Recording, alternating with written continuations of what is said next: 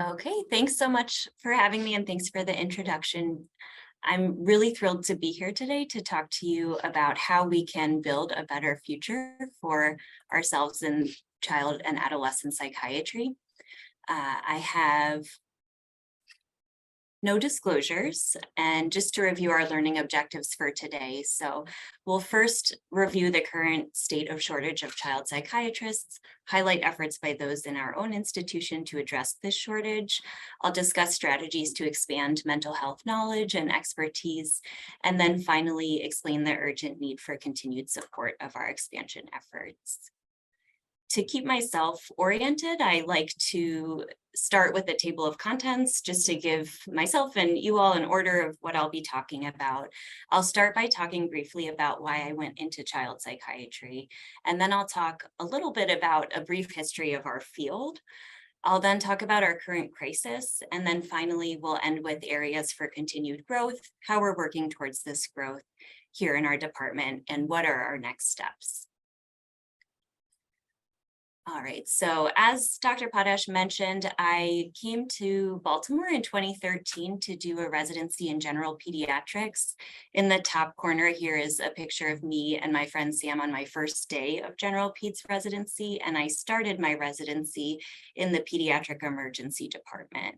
It was late June, July of 2013, and I remember seeing during that first month a 16-year-old male who came into the emergency department with a diagnosis of bipolar disorder. He was assessed by the social worker in the ED to need an inpatient psychiatric admission. And then he proceeded to wait for many, many days for that inpatient psychiatric bed to become available. This was summer and it was 2013, so way before the COVID pandemic. And he still waited. And I remember coming into the emergency room for my shifts and seeing him with the lights turned off and sitting in the room with nobody in there except for himself, really receiving no treatment and no stimulation. And that made me start to wonder kind of what the landscape was for access to mental health care generally. My next month of peds residency, I was on a developmental and behavioral pediatrics rotation with Dr. Sharon Richter, who's pictured here with the long blonde hair. I was telling her about my experience in the emergency department, and she invited me to join the Maryland AAP's Maryland Emotional Health Committee. So it was like the local Maryland branch of the AAP had this subcommittee focused on emotional health. And starting that month, I would go over to Dr. Ken Tellerman's house, who's pictured here in the purple, talking to a patient. And he had about once a month meetings of this Maryland Emotional Health Committee. And it was really a group of developmental pediatricians and child psychiatrists who were tasked with educating people in Maryland, primarily pediatricians and other kind of frontline providers in the state of Maryland about mental health. There I met Dr. Joyce Harrison, who continues to be one of my mentors, and Dr. Larry Wisso. And I remember that was around the time they were starting BHIP, a phone line, which I'll talk about in a little bit. But I was so impressed by the group and by how quickly they were able to put together workshops and seminars and to take a lot of really important information and to share it with people who were practicing in really resource poor settings, like on the Eastern Shore or in Western Maryland.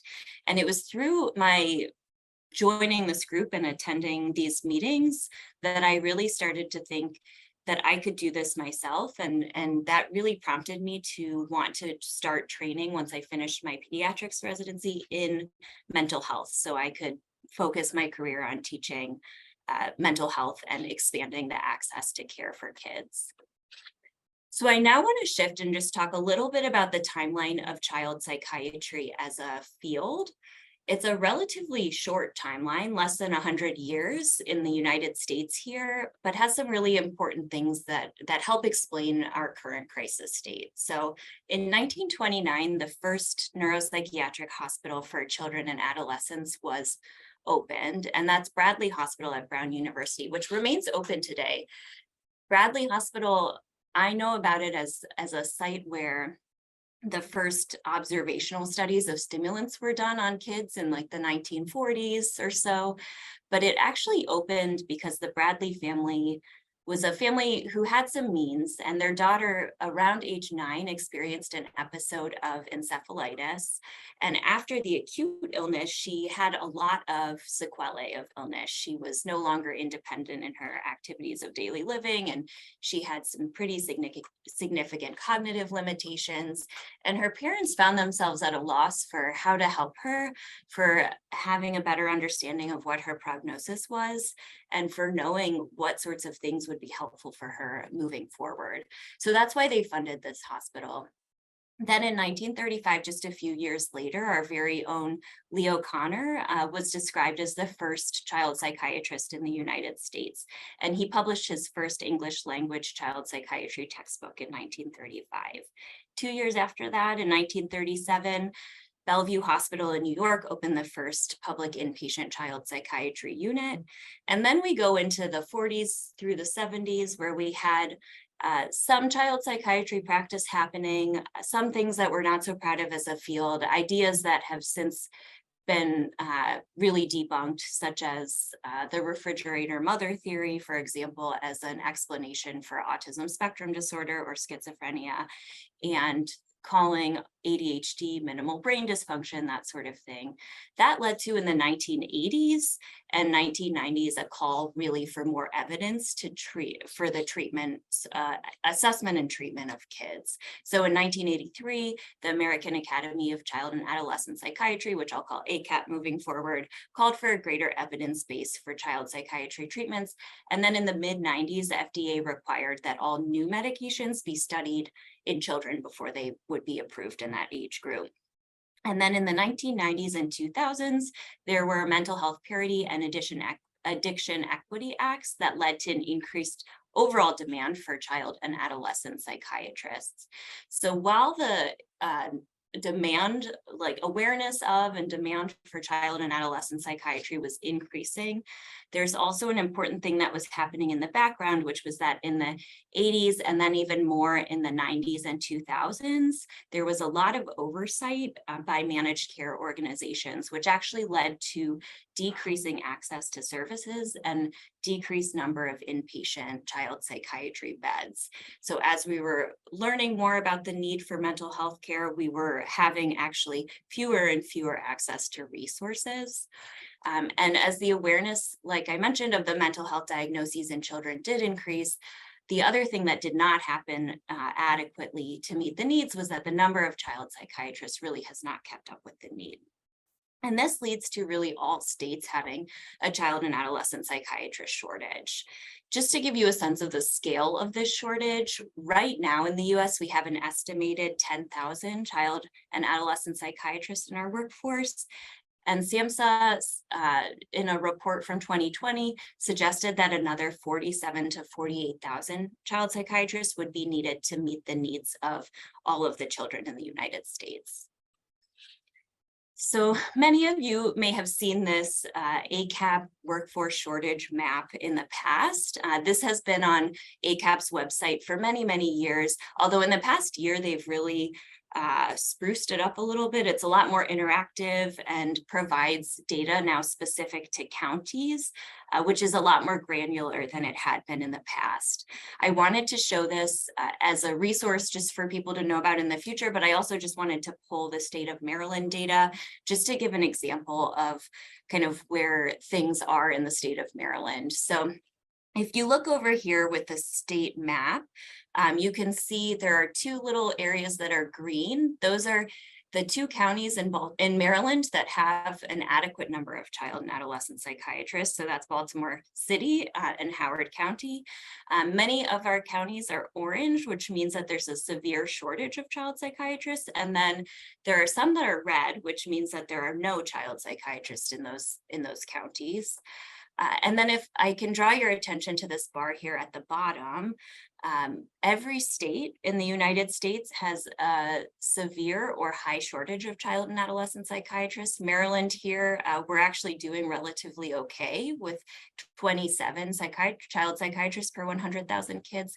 And the only district that's green is Washington, D.C. I was interested in why Washington, D.C. was doing so much better. And I asked Dr. Adelaide Robb, who directs the child psychiatry division at D.C. Children's, what the story was. And she mentioned that most of the numbers here are actually child psychiatrists who are not practicing, but who are doing advocacy or other work. And so in reality, they have just as hard a time as identifying resources for their kids in DC as we do in other areas. So why do we care about this shortage? I want to draw attention to two major negative outcomes that have happened because of the shortage of child and adolescent psychiatrists. One is increasing rates of suicide over time. So now that we have this really granular county-based data, a paper was actually published just last month that looked at this county data and found that in counties with fewer mental health resources, there were increased rates of suicide. And as the resources went down, the rates of suicide increased in those counties. We also know that the COVID pandemic was really bad for the mental health of most of our population, but we felt that especially in children and adolescents. And we have some data looking at kind of statewide databases from 14 states that showed a trend towards an increased number of adolescent suicides during the pandemic, as well as a trend towards an overall decrease in number of suicides, which then led to a statistically significant increase in the proportion of suicides completed by adolescents. And we have data from our own emergency room from a chart review that we have been working on, looking at 2019 and 2020. So really trying to capture kind of pre-pandemic as well as during pandemic times. And we've seen an increase in acuity of patients who are coming through our emergency department. In 2019 through February of 2020, 22.7% of mental health patients needed an admission when they came into the ED, whereas starting in March of 2020 throughout the rest of that year, 35.8% needed an admit, just speaking to the increase in acuity that we're seeing. And while we're seeing more patients that need to come into the emergency room and receive a higher level of care, that ties in with the other really negative outcome that we've seen, which is an increase in patients boarding or waiting for child psychiatry beds for long periods of time. So this term boarding was coined to describe kids that are in need of a child psychiatry admission, but there are no beds available. So they're waiting either in emergency departments or in general pediatrics hospitals with limited resources while they're waiting for an inpatient bed. In addition to boarding, we've seen this phenomenon called reverse triage, which is that the patients who are the most acutely ill, so the most behaviorally dysregulated, aggressive, psychotic, or manic patients, end up being so acute that many inpatient units are not able to accept them safely onto their unit. And so those kids with the highest level of need end up waiting the longest amount of time in emergency departments. This was an issue, again, that I noticed as a Peds resident, and that has been going on really since the 1990s and 2000s. And I wanted to point out that this was something that was coming to the attention of our field and to the pediatrics field since pre-pandemic. So this first article here is from 2017, talking about pediatric patients just waiting for inpatient care. But then during the pandemic, that exacerbated things, as I mentioned. And so the boarding crisis was picked up really in national news sources here in ABC News. And then here's a local article from November of 2022 from the Baltimore Banner, which is our local news source, talking about how staff in the ER are starting to feel overwhelmed and burnout as they're watching kids languish in the ER for long periods of time with no solutions or no beds in sight. This picture is not meant to be our ER. It depicts a different local ER, but it may as well be ours. This is exactly what our psych pod looks like, with these seclusion room doors and pretty minimal minimal, furniture or things in the ER rooms for safety, but it leads to a really hard environment for boarding for long periods. So in the background of this ever increasing need, increasing rates of suicide and increasing rates of kids boarding in emergency rooms, in October of 2021, the AAP, ACAP, and CHA, which is the Children's Hospital Association, declared this national emergency in child and adolescent mental health. So what do we do next? How do we solve the problem of increasing need with an ever limited workforce? Now I'll shift to talking about 4 areas that I think we are working on and need to continue to work on to actually work on solving this problem. So I'll start by talking about education and training for child psychiatrists. Then I'll move into education and training for pediatricians. I'll follow that with education training and expanding our teams and using nurse practitioners and physician assistants as important parts of our teams to expand our reach and our access. And then finally, I'll talk about integrated mental health care. So starting with education and training for our child and adolescent psychiatry fellows, I really think that we need to re-envision the job of a child and adolescent psychiatrist to include being an educator, being a teacher for other healthcare providers.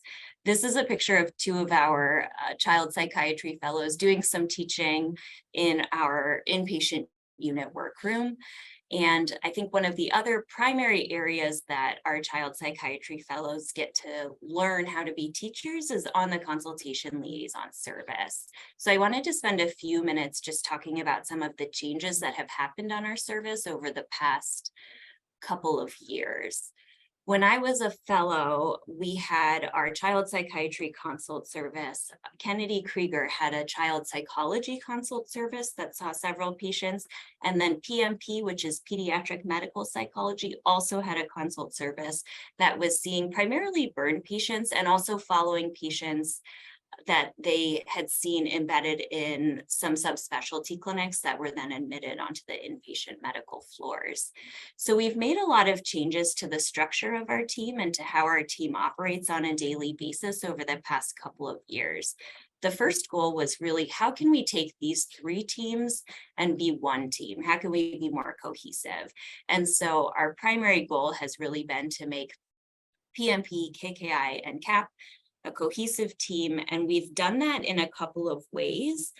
One way is that starting in November of 2021, we shifted from having a number of different ways that consults could be called or asked for to really just one single page in Epic. So any pediatrician or general pediatric surgeon who needs a mental health consult just has to type in pediatric psychiatry and psychology consults, and they can put in the question, and then we will all see that, our whole team, and we can kind of divvy up as per our specialties or areas that we focus on in this team.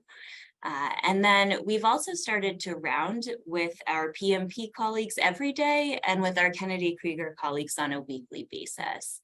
So we discuss cases together that we're sharing, as well as cases that one of our teams are following, in hopes that we can really learn from each other different ways to approach supporting patients while they're in the hospital. We've been working to increase our visibility and availability as a consult team as well. So we started rounding, we had previously rounded either on our floor here or actually in the emergency department, but we've actually started to round on the medical floors. So we round on one of the Gen Peds floors in the conference room, and we've been letting nursing and Peds teams know that we're there. And as recently as last week, they stopped in to check in about a patient who we've been taking care of together that's been admitted now for several months.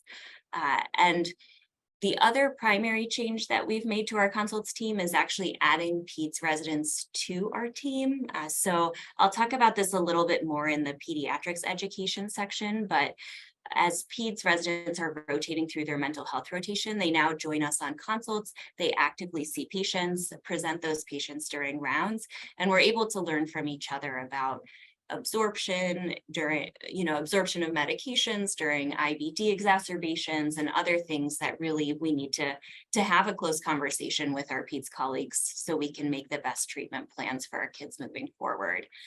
And with all of these changes, we've really seen an increase in volume of consults that we've been asked to see. So I've been tracking this data just manually since I started officially on faculty, which was in September of 2020. So the numbers from 2019 I was given when I started, and I was heard that we saw in 2019 about 117 new child and adolescent psychiatry consults. Since that time, we saw 75 in 2020, although it's hard to extrapolate because September through December are actually pretty busy months in the child psychiatry world as school started, and school tends to be the school year tends to be a busier season. But we saw 75 in 2020, and then new consults in 2021, we saw 212, and then in 2022, last year, we saw 250 new consults. So we've definitely seen an increase in number of child psychiatry consults as our team has become more cohesive and more available to the Peds teams. And then also we started our single page, like I mentioned, in November of 2021. And so that I don't have numbers from before that, but our team as a whole in 2021, adding our psychology teams in, saw 249 consults in 2021, and then 731 new consults in 2022. So I hope that the reason that we're seeing more and more consults is because we're really providing a necessary and helpful service to our Peds colleagues and taking better care of patients overall. And I think the more consults we see, the more of that liaising and education we can do across teams. But new consults is not the whole story. There's a lot of things that we do that are not with the first consult, but we do a lot of attending family meetings, attending team meetings, following up with patients. We've got a couple of patients on our service now who have been in the hospital for months and months, and we see them on a pretty regular basis. And so after talking with Dr. Pat Triplett about how he has worked towards tracking some of this information with the rest of the FIPS team and on the FIPS proactive consult service, we were able to meet with the medical informatics team and start to format a Tableau dashboard that is based off of what the FIPS team is doing to help us gather more information about all of the work that our team is doing. So it's not quite published yet, but we're getting very close. We're in our final stages of cross-checking my manual list with the list that's getting pulled.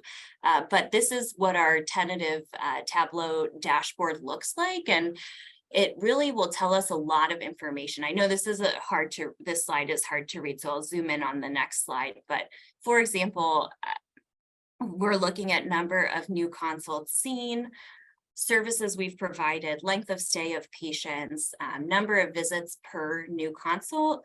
And then there are other screens in this Tableau that have other information like diagnostic data, zip code data for the patients that we're seeing, that sort of thing. And here's a kind of zoomed in picture of one of the pieces of information that we're collecting. And that is, what are the services that we're providing to patients when we see them? So risk assessments, full consults, family meetings, care coordination, psychoeducation. There are other things that aren't showing up on this one too, like safety planning that we are trying to keep track of so we can make sure that so we can see kind of what we're doing for each patient that we're seeing. All right, so in addition to growing our consult service in the name of providing better care to patients and also providing education to our Peds colleagues, I wanted to shift and talk a little bit more about that education and training for pediatricians. Before I jump into talking about some of the stuff that we've been working on here, I did want to just take a minute to talk about the larger landscape of what's going on with regards to mental health education nationally. So the American Academy of Pediatrics is really invested in trying to support education of pediatricians specifically in mental health. And so they've actually teamed up with ACAP, or the American Academy of Child and Adolescent Psychiatry, and together have assembled a work group of accomplished pediatricians and child psychiatrists who are leaders in our field, and this work group has a mission to train pediatricians in the assessment and management of mental health issues. So this just got started within the past year, and I know Dr. Harrison is one of the people who is going to be helping in this work group, and I think there's hopefully more to come with regards to educational materials and that sort of thing coming through the American Academy of Pediatrics. I also wanted to talk about the number of educational things that are happening already in our institution and across our state. Primarily BHIP and ECHO, although there are many others that I won't touch on today too.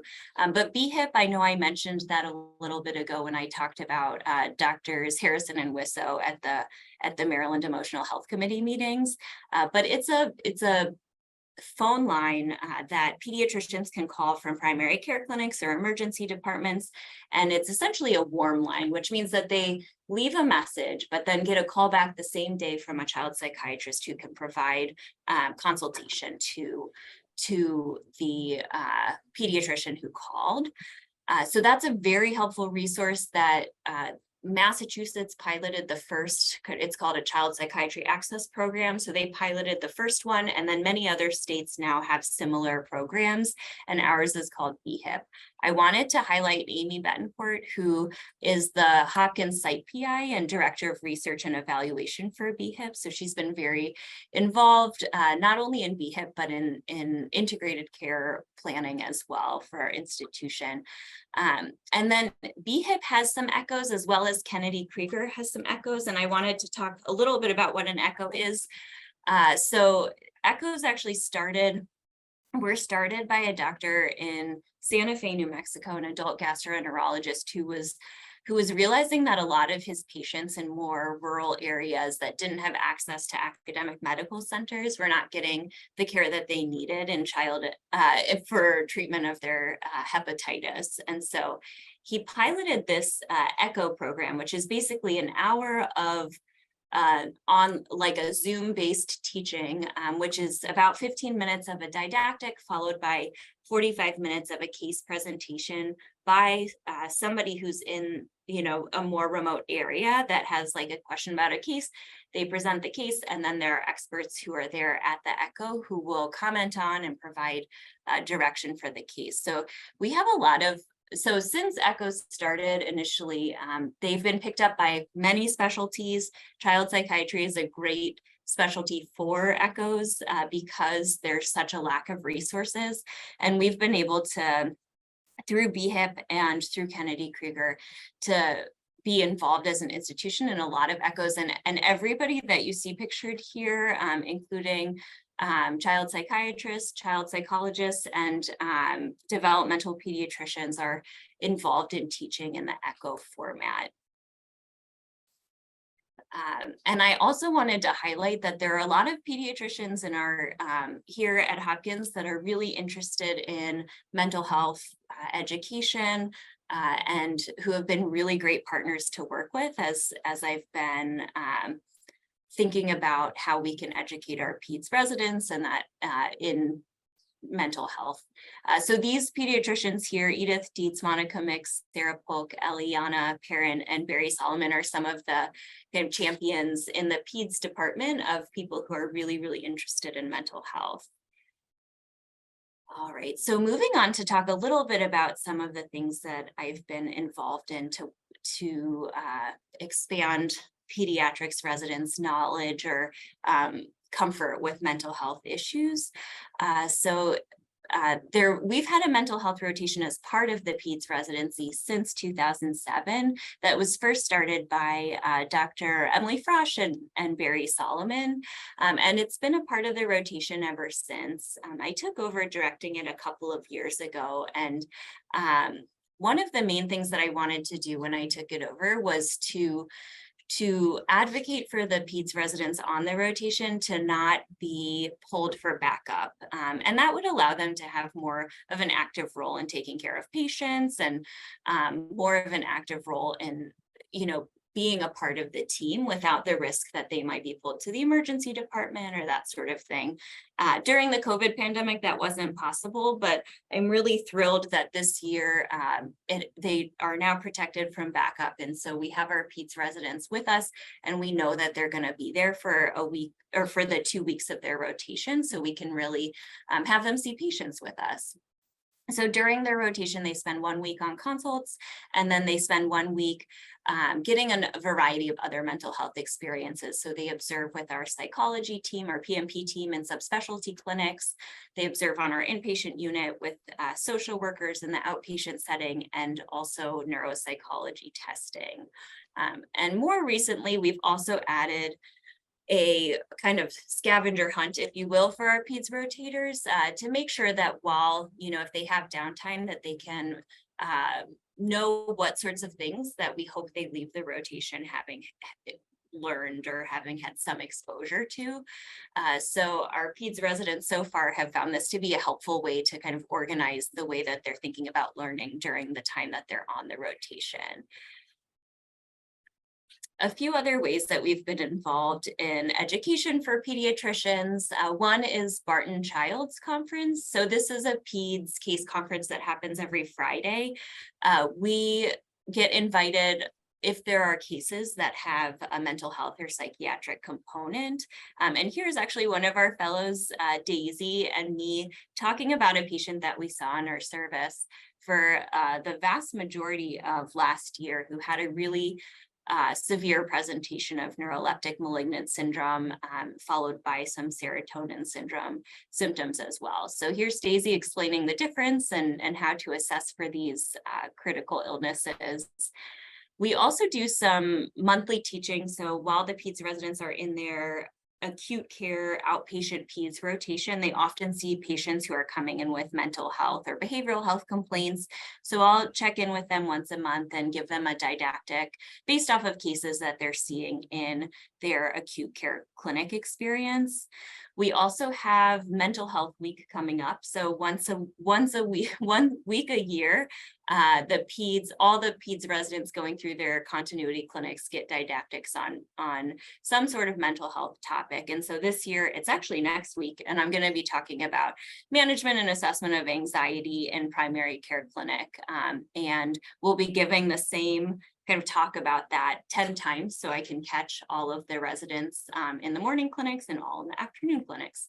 And then finally, we've also trialed this year with an interested resident, Dr. Carolyn Craig, having her embedded in outpatient Peds clinics. So on some Thursday afternoons, she will head over to Bayview and will sit in the resident workroom, and will be available for curbside case consultations and to help talk through cases with the Peds residents as they're seeing patients in real time. All right, so I'm going to talk now a little bit about education training and expanding our teams by working with nurse practitioners and physician assistants as well. And I'll mostly focus on how we've done this in our pediatric emergency department. So before I started on faculty, our Peds emergency and Peds consult service were one joint service. And while in many ways we still are one joint service, we're working on kind of dividing our services and focusing more on the different work that is done in the different settings. And so one of the primary ways that we've done this in the emergency department is really to go from a more casual kind of check-in system and seeing consults when we get pages to a more consistent presence in the ED where we round as a team every day. And we've also expanded our team. So in addition to rounding every day, in the past couple of years, we've also added psychology and nurse practitioners to our team. So right now in the ED, our team is a joint team, including the Peds emergency department and social work, as well as our psychiatric nurses who are seeing most of our psych patients, psychology, psychiatry, and then we have Priya, our nurse practitioner, who started about a year and a half ago, if I remember correctly. And so we've really been able to talk about cases more cohesively together and to provide not only, our goal has been to provide not only just a triage admit discharge decision, but also to provide active treatment for patients while they're waiting in the ER. Because as I mentioned earlier, we do have a lot of kids waiting in the ER. Actually, I'm not sure if I mentioned this, but at last count on Friday, we had 21 kids waiting in our system. So many of those kids are waiting in our ER and really could benefit, for example, from medication titration, especially if somebody comes in with acute mania, for example. We can start medications, and in some cases, we've even been able to discharge those patients with a good follow-up plan after a week and a half of treatment in the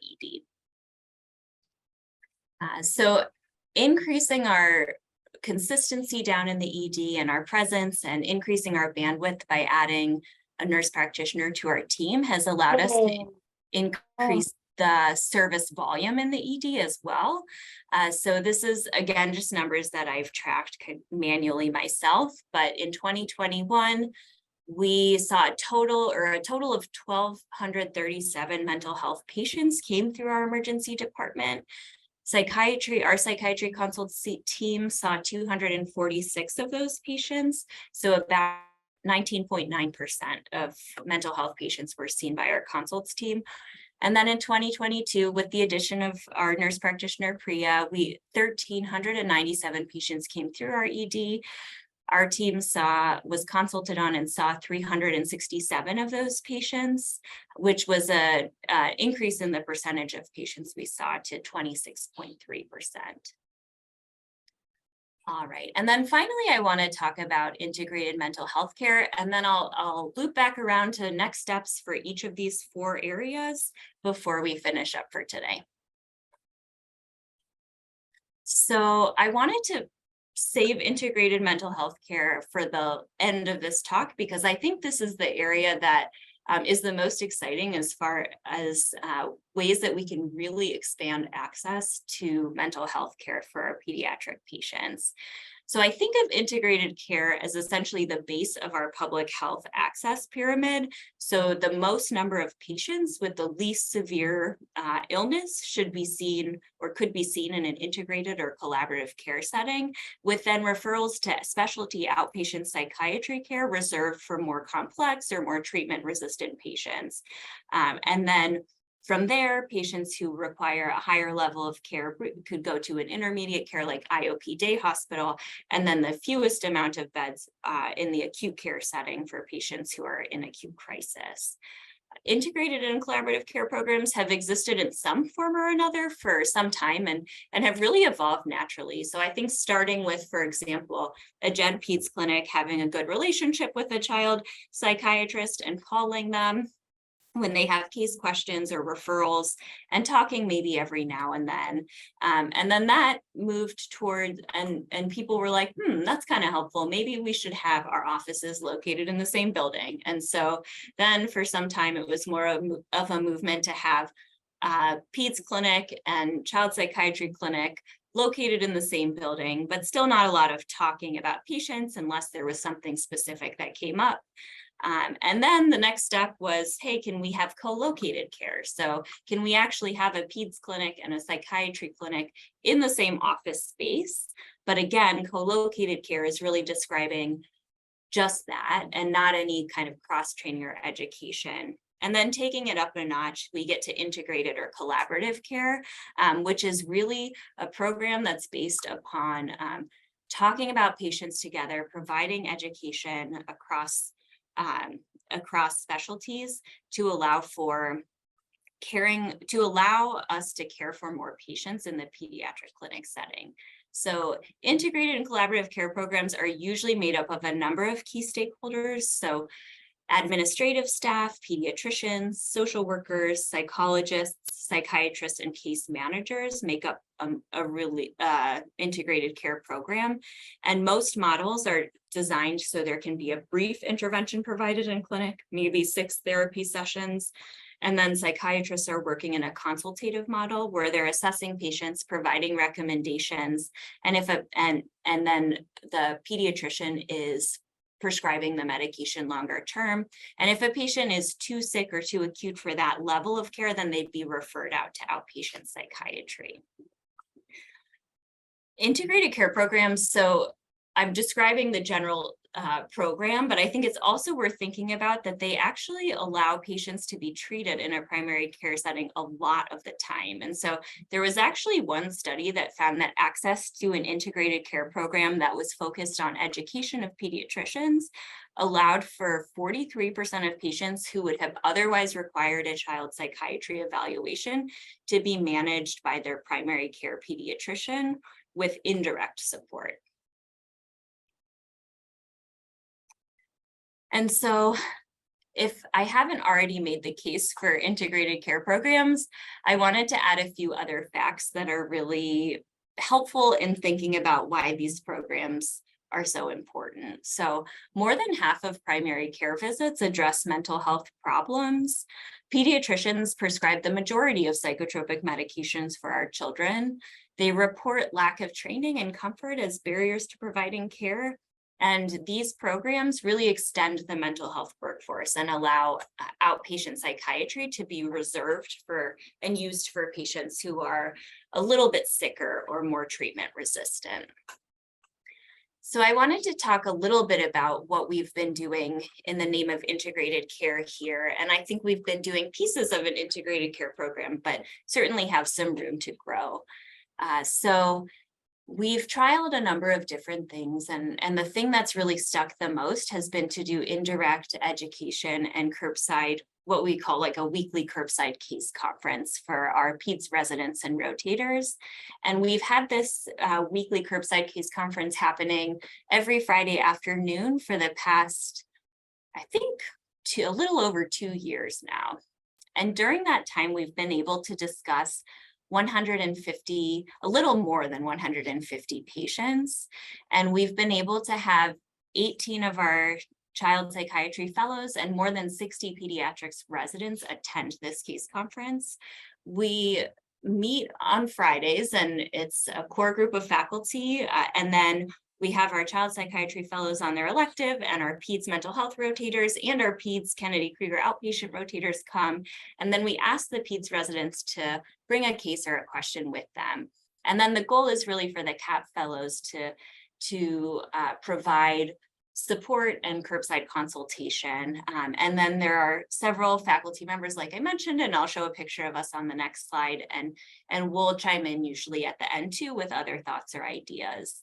We've also noticed over time that it leaves a little bit to be desired if it's just psychiatry providing curbside case consultation. And so we've asked psychology to join us as well. And now Dr. Andrew Gill, who is my counterpart for our inpatient consultation team, comes to the integrated care case conference about once a month to provide curbside case consults, specifically about kids who have behavioral challenges or anxiety that could be managed primarily with therapeutic intervention prior to initiating medications as well.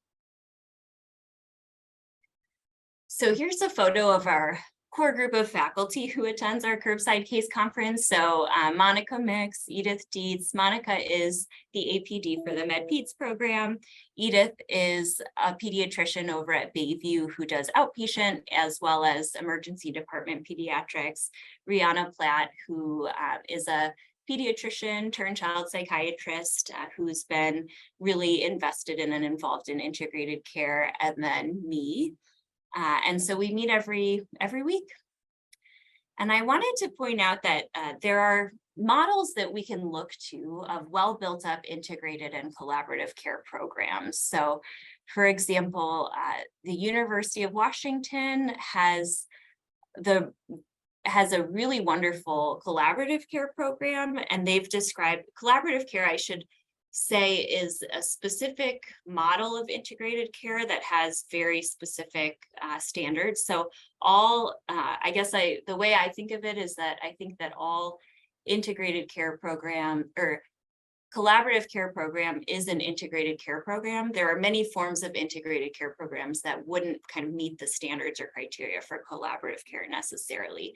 But University of Washington has this AIMS Center, which is a collaborative care program, and it has a really helpful website with resources for patient tracking and for starting your own program. When I was looking, initially starting on faculty and looking, I also found a lot of really helpful resources from Albert Einstein Montefiore. They have the Healthy Steps program and really robust psychology support in their primary care clinics as a big part of their integrated care programming.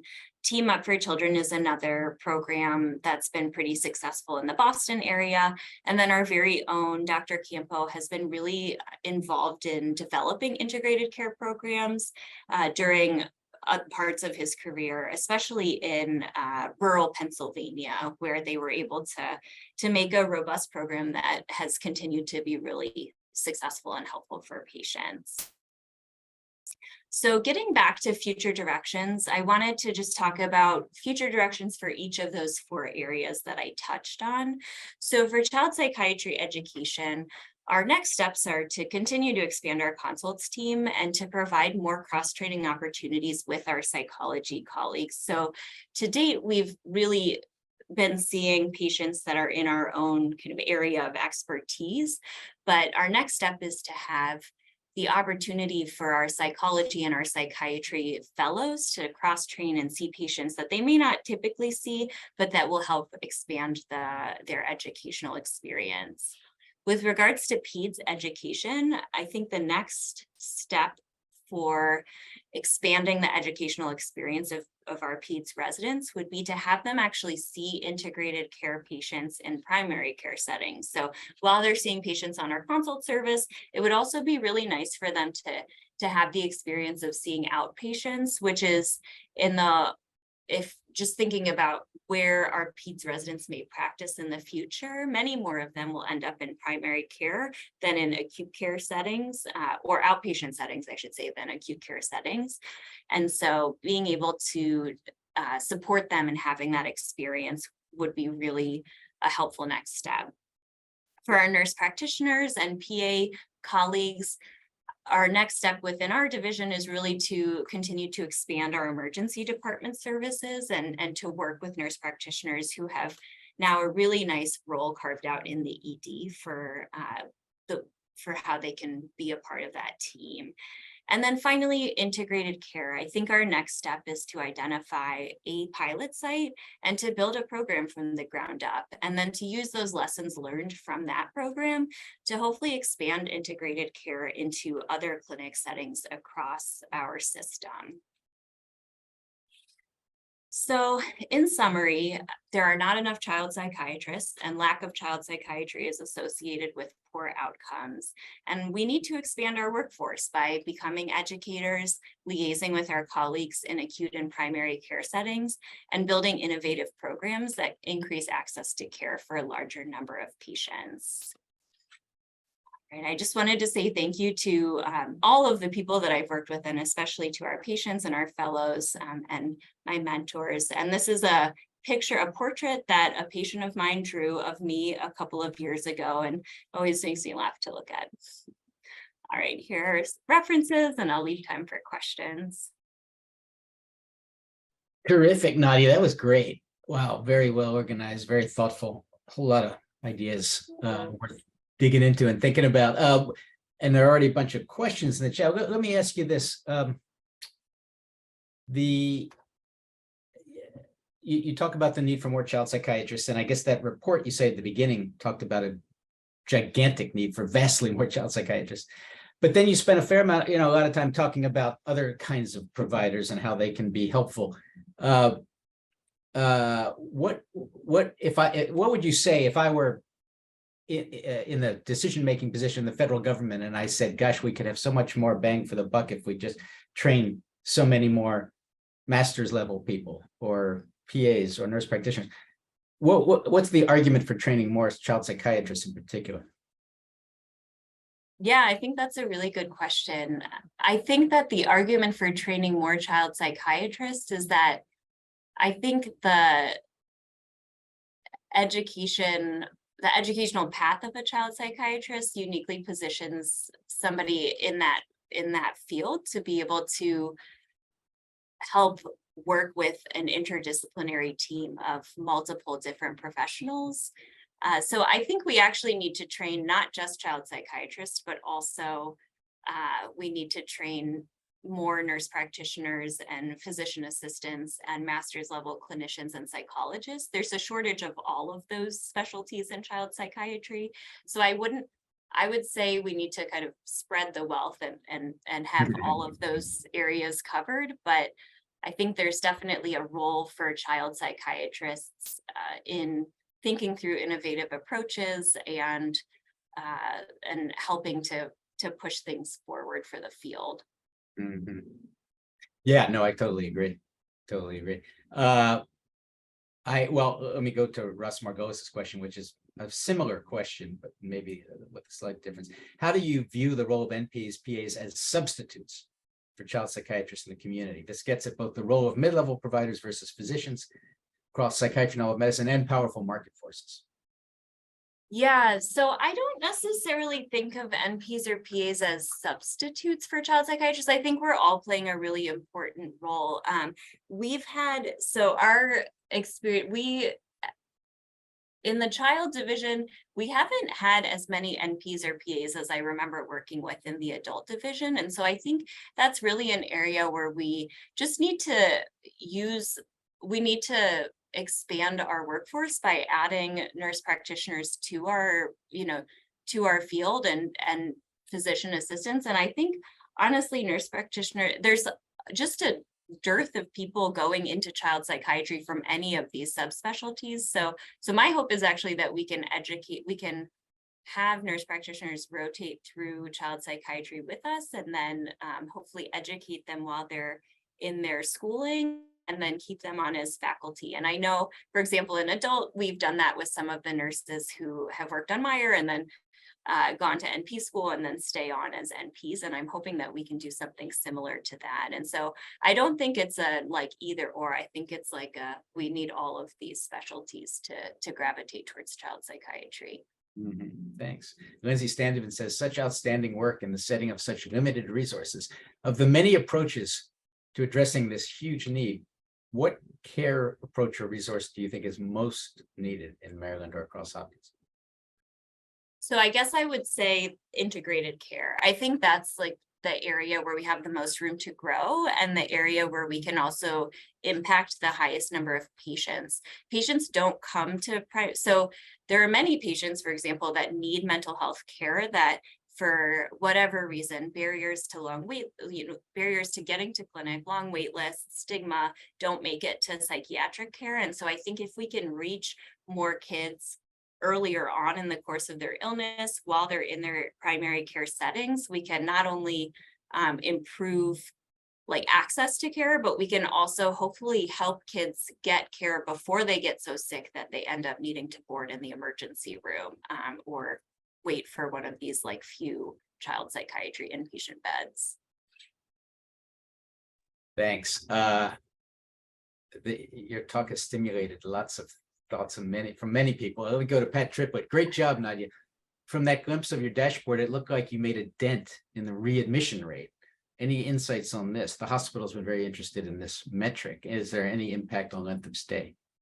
That's a really good question. I have not dug into the readmission rate and length of stay information yet because I've been thinking about the other pieces. But we did, Andrew Gill and I, who are leading the consult service, we took a look at that information recently, and we started to hypothesize about, how could we show pre-post, like having a more comprehensive team if we were really making a dent on readmission rate. So we'll have to get back to you on more specifics, but something that we just started to think about in the past week or so. Great. Karen Swartz says, wonderful presentation and impressive work. Do you have suggestions for increasing interest in child and adolescent psychiatry among general psychiatry residents? Yeah, that's a great question. I think one of the main things that we can do is to really provide the best educational experience we can for residents as they're rotating through our inpatient unit and our day hospital. But it remains a big problem. There are, and I don't have the numbers off the top of my head, but even in the match this year, many programs go unmatched, or like so there are many more spaces for child and adolescent psychiatrists to train than there are people wanting to fill those spaces. And so there have been a number of, and this was like a whole nother offshoot. So I did start looking, but I thought it would be too many things to talk about. But there's been a number of strategies to increasing access, like increasing people's desire to train in child psychiatry, things like loan repayment, and other, like, potential job offerings and that sort of thing. So I know that there are ways to do it, but I think the easiest kind of first step is really just to make it as good of an experience as we can when our FIPS residents are rotating through with us. Well, Tracy Speed says, fantastic work, Nadia. In addition to your phenomenal leadership and innovations, what departmental or institutional factors facilitated your successful redesign of the consult service and increased integration with pediatrics? Yeah, that's a great question. So primarily, I would say partnering with our PMP team has been a huge piece of this. So Carissa Parrish was my main partner before she left, and then once she left, I have worked a lot with Liz Reynolds, as well as with Mackenzie Summerhalder and Andrew Gill, and they have all been amazing partners, and we've really been able to think and plan together about how we can be more helpful to Peds teams. So things as simple as like just moving where we round has made a pretty big impact already on our accessibility and people popping in to ask us questions. And all of those decisions have been really shared decisions between CAP and PMP. Great, thanks. James Alori says, what are some strengths and weaknesses of developing school-based mental health, usually a master's level clinician embedded in a school, as a force multiplier? School-based mental health research was mentioned as a White House priority last week. Yeah, I didn't touch on that either, but that's a huge area, I think, where we can increase access to care. So I think that school-based mental health it allows, in the same way that like integrated care allows for kids to be seen in a less stigmatized way with fewer barriers to actually accessing care. I think school-based mental health is a huge one of those areas that we really need to expand upon. I think the school-based program that we have running through Bayview is embedded in a lot of schools in Baltimore City and has provided a really important service to those kids, allowing them to have access to therapy as well as psychiatry if needed. And it runs throughout. I know everybody, I think, worries like what happens in the summer. It runs throughout the year. So even if kids are, at home for the summer, they're still able to access that care throughout the year. So I think I think that it's primarily a strength, school-based mental health, and I think it's one of the areas that we really should be focusing on when we're thinking about access to care and like improving availability of mental health resources for kids. Okay, one last question. Sorry to the folks, so we don't have time for it because there's a lot going on in the chat here. Stuart Varyn says, thanks for your wonderful presentation and work. How is integrated care, which is so needed, paid for, both on an institutional and private practice level? Yeah, that's a really good question. And that's actually one of the sticking points to why it's been such a hard program to build. And me and two other junior child psychiatrists did just a informal survey of our ACAP like sub-interest group in physically ill children. And we found that the primary barriers to integrated care were billing codes. So there are collaborative care billing codes, but in a lot of states, they're not like quote unquote activated. So even if you put in that billing code, you won't get paid for it. So I think that's one of the challenges. The other challenge that is inherent to any sort of joint venture between like two specialties is that most hospital systems are siloed in their specialties. And so needing to kind of have this cross collaboration and teamwork and figuring out the like nitty gritty of like how to actually like have space for this program, how to have buy-in from both sides for a program like this can be really challenging. And I think that's one of the barriers that was cited in our like needs assessment survey, as far as like trying to navigate the like pediatrics and psychiatry and how to tie those two together. Great, thanks. Well, Nadia, I'm sure you'd be happy to respond to some of these folks who have questions who we weren't able to get to, maybe by email. Sure. Yeah. Thanks for the great talk. Thanks for the great work. It's very encouraging. Thanks. It was really terrific. Thanks everybody for tuning in. Thank you. Bye.